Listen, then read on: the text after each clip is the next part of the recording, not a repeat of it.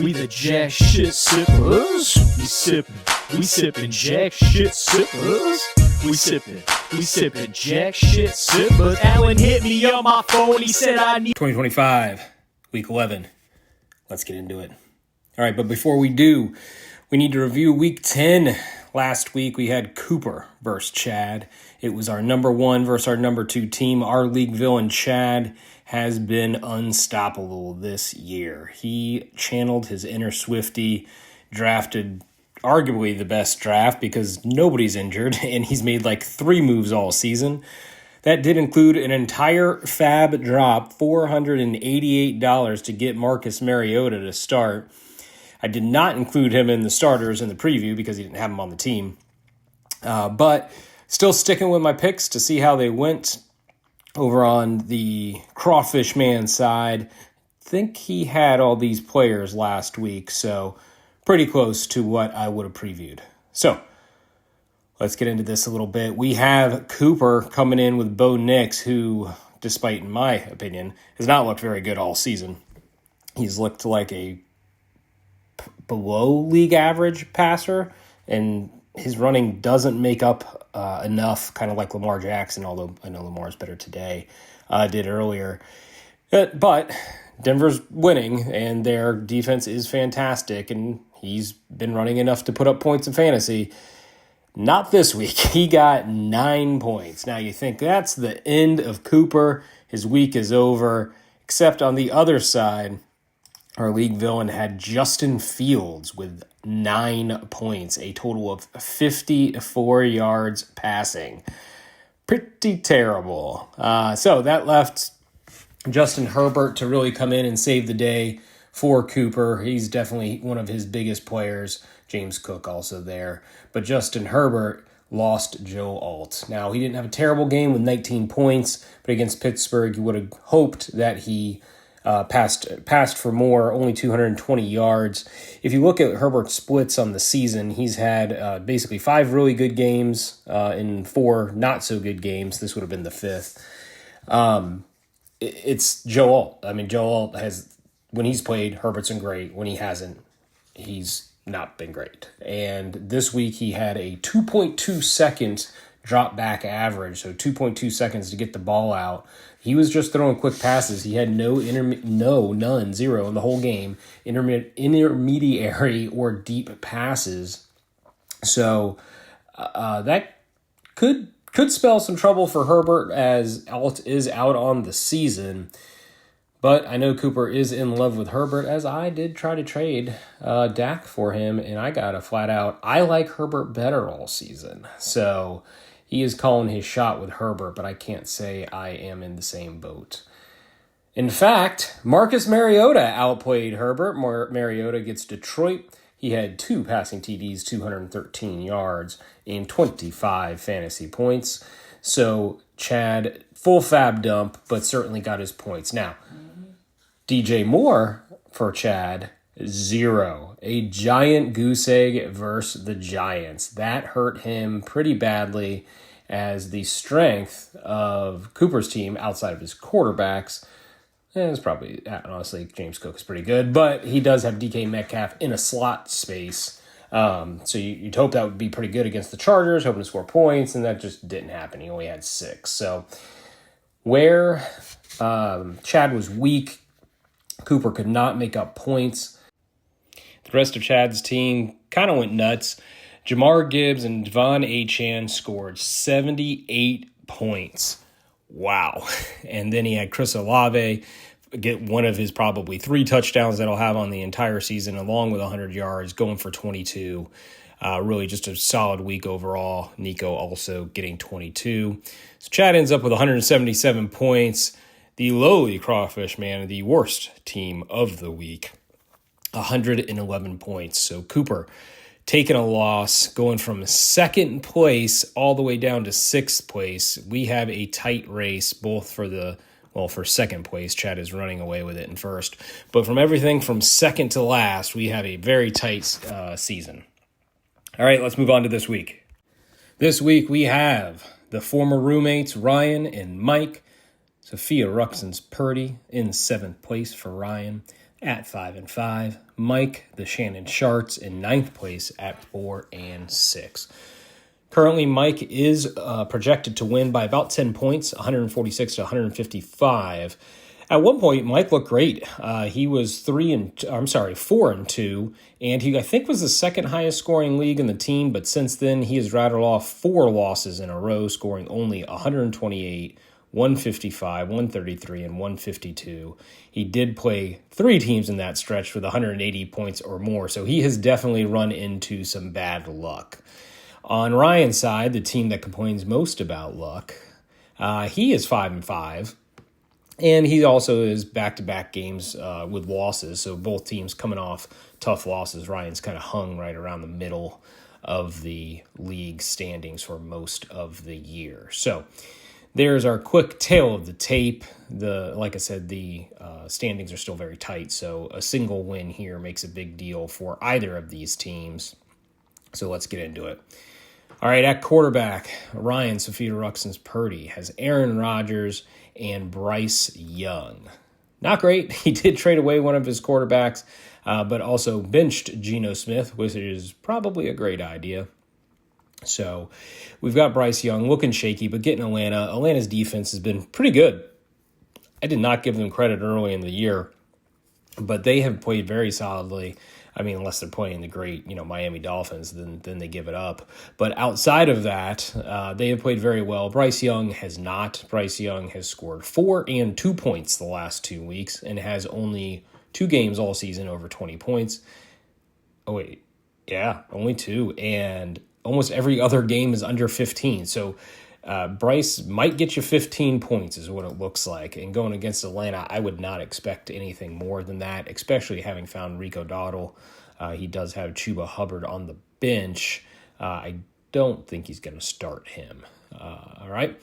So not a great quarterback start, but he does have Aaron Rodgers. That guy's old. He's not any good. Yeah, but he gets Cincinnati. It doesn't matter who you play. The laundry list of bad quarterbacks that have played Cincinnati are endless. I mean, we're looking at Justin Fields 2 weeks ago, who has 3 games of 50 passing yards, having 244 passing yards. Then we have Caleb Williams, who has had, I think, 2 good games all season, but he had 280 yards and 3 touchdowns. I mean, it really doesn't matter who plays this just terrible defense. They just give up points to everybody. So, yeah, great matchup. So Aaron Rodgers maybe shakes off the dust.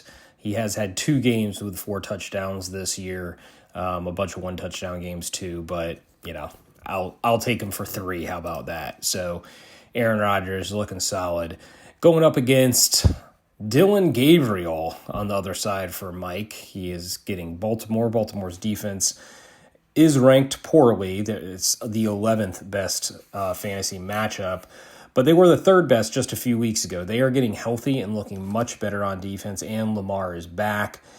I do not expect much from Dillon Gabriel. I don't know, man. He's not very good. Shador's going to get a shot at some point, so is it this week? Is it next? I don't know, but he is only top 200 passing yards 1 time. He has had 2 touchdowns in 3 of his 5 games, but 0 in his other 2. So can't expect much out of him. I'll take it for a solid 15 points, so maybe equal there to Bryce. But then you got Josh Allen. He's a beast as per usual. I mean, rattle off his games. It's 46, 31, 30, 25, 21, 26, 33, 26, and 1 down game all year with 13 points. Other than that, he's good for 25 every week. Tampa, while hurt, seems to still be scoring outside of last week. So maybe somebody found a weak spot for Tampa's offense and ways to expose them, but I doubt it, and it certainly is not going to be Buffalo's defense. So I think Buffalo's going to need to score. They will be in Tampa. He's Josh Allen. Give him 25 easy. 30's not going to surprise me. So who gets the edge here? I think it's pretty obvious. How do you pick against Josh Allen? I don't care who the other quarterback is. I am taking Mike for the edge at quarterback. All right, moving on to running back. All right, Ryan started the year off with Saquon Barkley and Christian McCaffrey. We thought this was going to be the best running backs in the league all season, no doubt. That didn't quite work out. Ryan traded away Saquon, ends up with Derrick Henry, Christian McCaffrey, and David Montgomery. Still a very good running back trio. He does also have Chuba Hubbard on the bench. I don't imagine he starts him. So Christian McCaffrey, they play Arizona. No analysis needed. Guy gets 25 points every week. It's just who he is. He's only had 2 games all season with under 20 points. One was 10 and one was 17. But he has also had 2 other games with 35 points. So, yeah, just chalk him up for 25 every week. No analysis needed. Derrick Henry, on the other hand, has been up and down all season. Now, of course, some of that was without Lamar. Since Lamar has been back, he has only gotten 13 and 11 points, but he has gotten 20 carries 3 weeks in a row and averaged well over 4 yards per carry, like 3.8 and 4 in another. So he's solid, and but he's only gotten 2 touchdowns in one game. Man, it's tough. I love the Yeti, man, but it is starting to snow. But, man, he's got Cleveland. Cleveland is a very good defense. I don't know that I see him getting to 15 points as the AI projects here. I would give him more like 12, and you're hoping he gets the touchdown to get over 15, which, is possible. But that wouldn't be where I place my bet this week. And then we got David Montgomery, who's really having a down year for Montgomery. Normally, he's very consistent. This year, he has not been. He has had 2 games over 20 points where he's gotten some touchdowns, but he's just not been very consistent. He's got 8, 1, 8, 5, 11, 10. I mean, he's just been okay as a flex, and he does get Philadelphia. Philadelphia sounds tough, but they're the 11th worst run defense in the league, so at best, middle of the pack. So maybe he gets some even splits and punches in a touchdown. I do think they're going to need to score to beat Philly. They are in Philly. It is not a weighted game, an island game, but the over-under is only 46. So we'll see. That's going to be a great game to watch. But I don't know that I would be depending on Montgomery for a lot.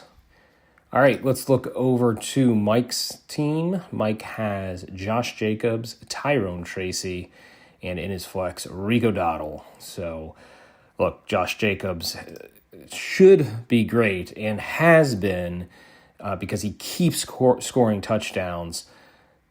But, man, this Green Bay offense just looked terrible last night.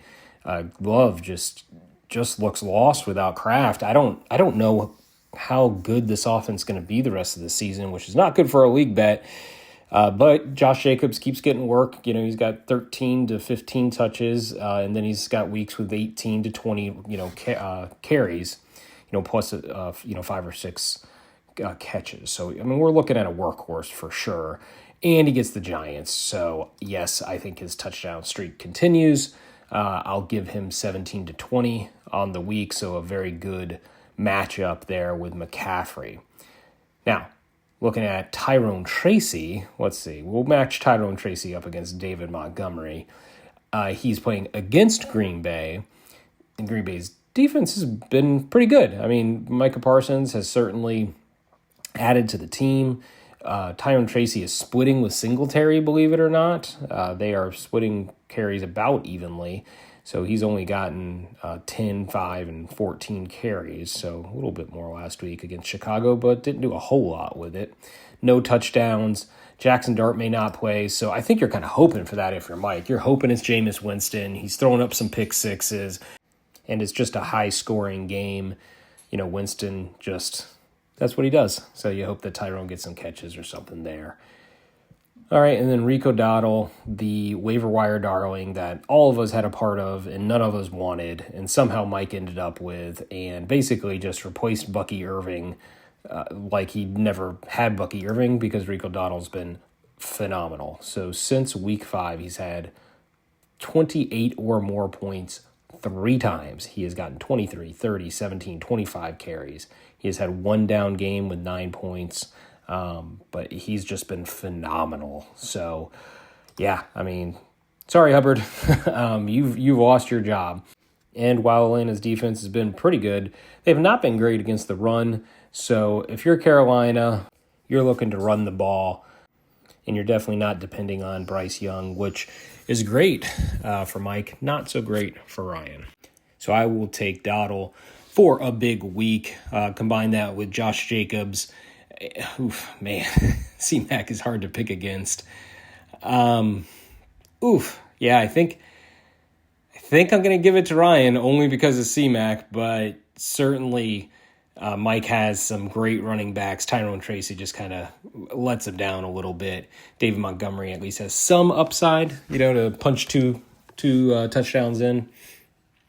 Tyrone Tracy just does not. So I will give it to Ryan in a very close matchup.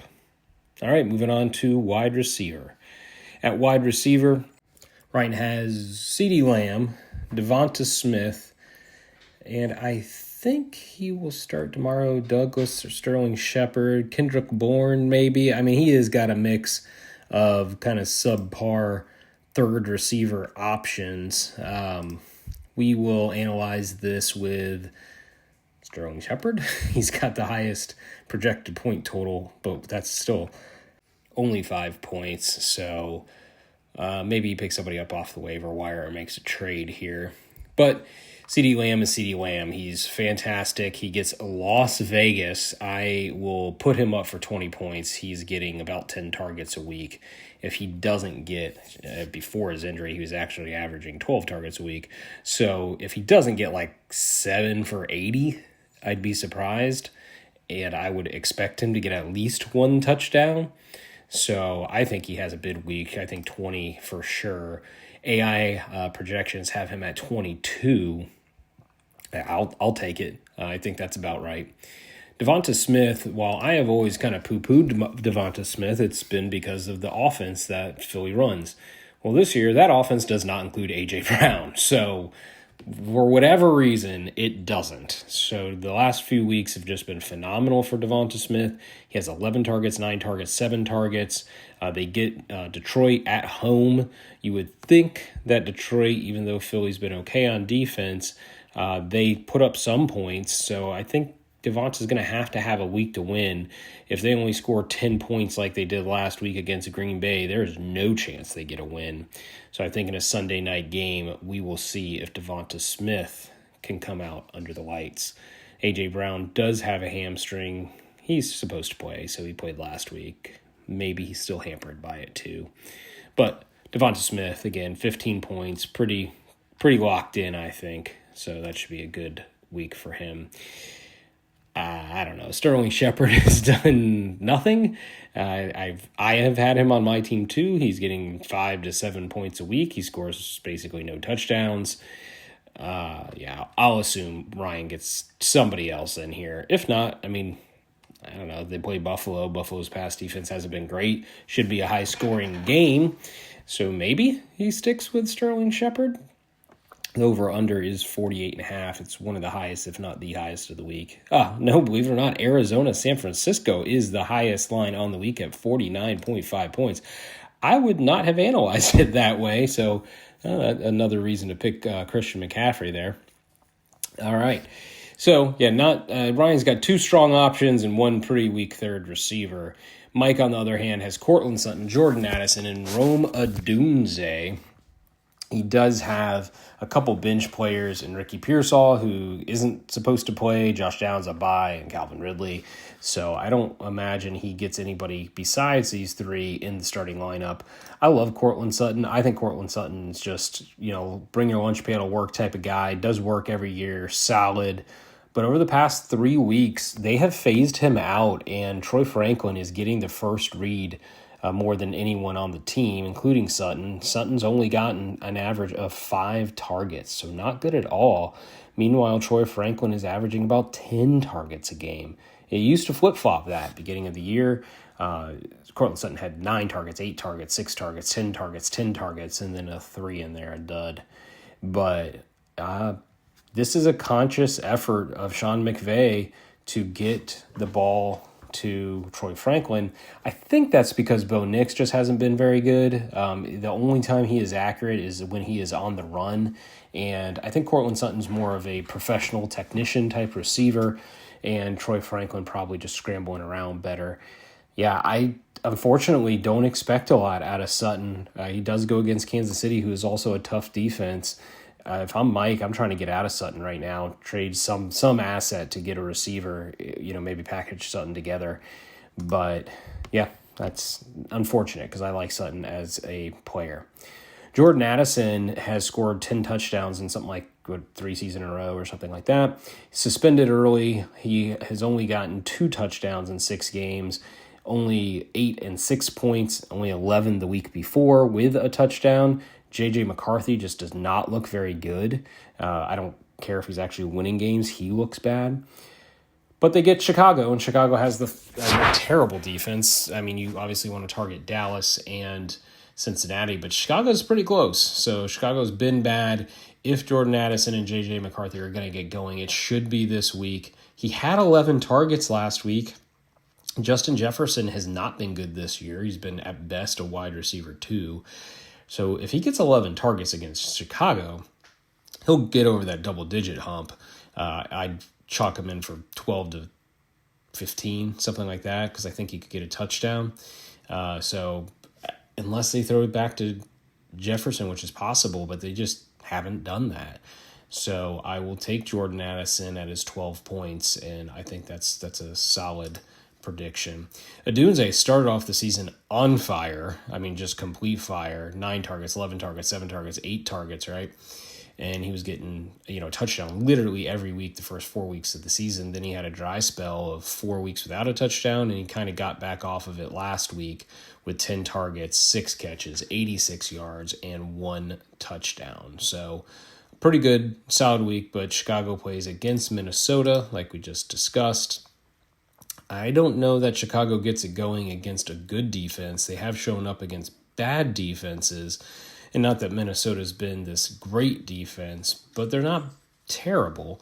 Now, the over-under is 48.5, so they're expecting some points in this game. Minnesota is favored, so maybe we do get some more points out of Odunze. Maybe Caleb does light it up with him a little bit.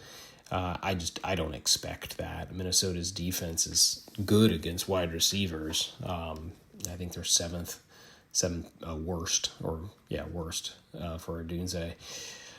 So I can't say I like Mike's wide receiver core. I am definitely giving Ryan the edge in this one. All right, and last but not least, our tight ends. We've got Brock Bowers for the Safita Ruxins Purdy for Ryan.